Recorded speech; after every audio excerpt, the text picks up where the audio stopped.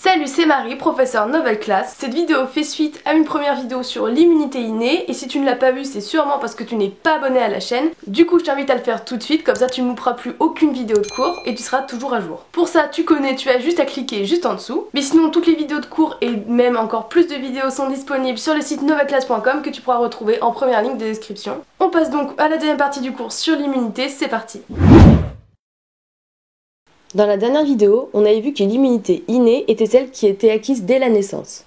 Et bien aujourd'hui, on va voir celle qui s'acquiert dans le temps. Pour bien comprendre comment cela fonctionne, on va déjà voir ensemble les cellules mises en jeu. Ce sont principalement des lymphocytes qui font partie des leucocytes qui sont dans la lymphe et qu'on a vu lors de la réaction inflammatoire. Il en existe deux sortes, les lymphocytes B et les lymphocytes T. Ces lymphocytes sont produits par des organes lymphoïdes, la moelle osseuse pour les lymphocytes B et le thymus pour la lymphocyte T. Ils sont ensuite stockés dans les organes lymphoïdes secondaires comme la rate et les ganglions. Encore un dernier mot sur ces lymphocytes, ils sont très diversifiés et donc très spécifiques, un peu comme les enzymes. Cela peut s'expliquer par le fait qu'ils soient codés par beaucoup de gènes. Pour te donner une idée, il y a presque un récepteur de lymphocytes pour un antigène. C'est pour cela que l'immunité acquise est plus efficace que la innée. Elle est très spécifique et donc plus efficace que l'immunité innée qui est plus globale. Bon, concrètement, comment les lymphocytes agissent dans le cadre de l'immunité acquise? Tout d'abord, l'antigène va être reconnu par une cellule présentatrice de l'antigène ou encore CPA. C'est d'abord les lymphocytes T qui vont entrer en jeu. Les lymphocytes TCD4 vont d'abord reconnaître spécifiquement l'antigène via la CPA. C'est la sélection clonale.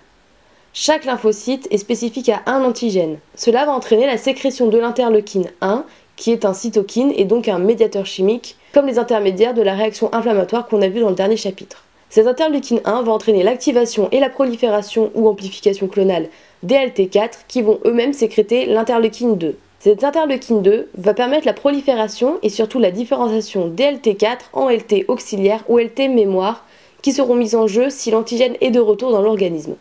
C'est la différenciation clonale. L'interleukine 2 va aussi provoquer la prolifération des lymphocytes B, TCD4 et TCD8. Ainsi, la prolifération des LTCD4 va permettre de détecter encore plus d'antigènes que celui reconnu au début. Tant qu'on parle des lymphocytes B, voyons leur fonctionnement, qui suit les mêmes étapes que les lymphocytes T. Les lymphocytes B, eux, n'ont pas besoin d'une cellule présentatrice de l'antigène, mais sont directement en contact avec l'antigène grâce à leurs anticorps ou immunoglobulines à leur surface. L'anticorps est composé d'une partie constante et d'une région variable qui est spécifique à chaque antigène. Encore une fois, cela montre bien la spécificité de l'immunité acquise. L'amplification clonale, c'est-à-dire la prolifération, va être assurée par l'interleukine 2, comme montré juste avant. Les lymphocytes B vont se différencier en plasmocytes et en lymphocytes B mémoire, qui auront le même rôle que lymphocytes T mémoire, c'est-à-dire intervenir lors d'une prochaine infection. Les plasmocytes vont sécréter des anticorps spécifiques à l'antigène et lymphocytes B mémoire. Ils vont ensuite se proliférer grâce à l'interleukine 2 qu'on a vu juste avant. Lorsque l'antigène se fixe à l'anticorps sécrété par le plasmocyte, c'est ce qu'on appelle un complexe immun. Le complexe immun va être détruit grâce aux LTCD8 qui ont encore une fois un fonctionnement assez simple. Le LTCD8 va reconnaître l'antigène grâce à un CPA comme les lymphocytes T. C'est encore une fois l'interleukine 2 sécrétée lors de l'action des lymphocytes T qui va provoquer la prolifération des LTCD8. Les LTCD8 vont se différencier, soit en LTCD8 mémoire, vous connaissez la chanson, et des lymphocytes T cytotoxiques qui eux vont vraiment éliminer le complexe immun. Les lymphocytes T cytotoxiques vont éliminer les cellules infectées en reconnaissant le complexe immun. Cela va déclencher l'apoptose, c'est-à-dire la mort cellulaire. Avant de passer à la conclusion, on va revenir sur les rôles des lymphocytes mémoire. On a dit qu'ils intervenaient lors d'une nouvelle infection. C'est sur ce principe que repose la vaccination.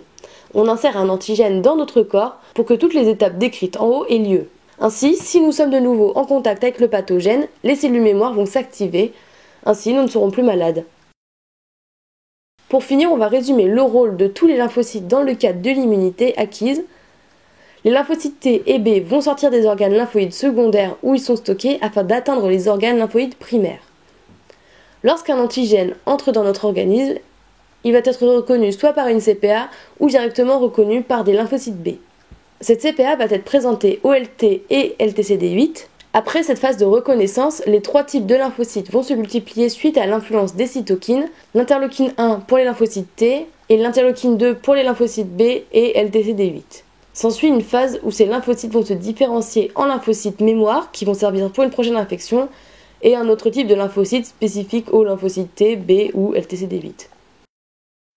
Et voilà, maintenant tu sais tout sur l'immunité. Mais il ne suffit pas malheureusement de connaître juste le vocabulaire et les étapes qui se déroulent. Il faut aussi savoir appliquer tes connaissances. Pour ça, il y a le QCM et les analyses de documents corrigés que tu retrouveras sur le site nouvellleclasse.com qui est en première ligne de description. On se retrouve donc tout de suite sur Nouvelle Classe.